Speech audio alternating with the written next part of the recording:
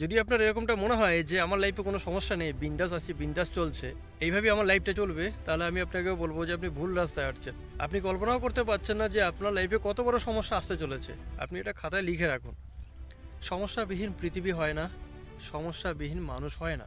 কিছু সময়ের জন্য আপনার লাইফে সমস্যা কম থাকতে পারে, ছোট হতে পারে, বড় হতে পারে, বেশিও আসতে পারে।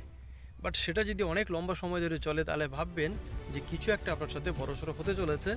কারণ যখন আপনার কাছে বড় সমস্যা আসবে সে সময় আপনি সেটাকে ফেস করে উঠতে পারবেন না। কোনো একটা মানুষের যদি 2-5 বছরে কোনো রকম শরীর খারাপ না হয় তাহলে সেটা কিন্তু সেই মানুষটার জন্য খারাপ।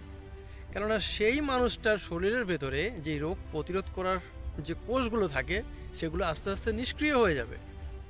এই জন্য ডাক্তাররা বলে বছরে একবার দুবার জ্বর হলে ক্ষতি কিছু না, ভালো জিনিস।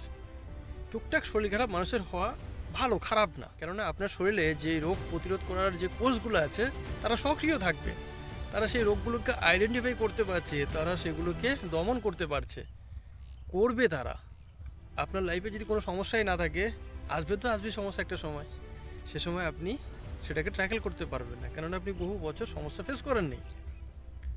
অর্থাৎ ট্র্যাকটাকে চেক করুন। ভালো থেকো সবাই।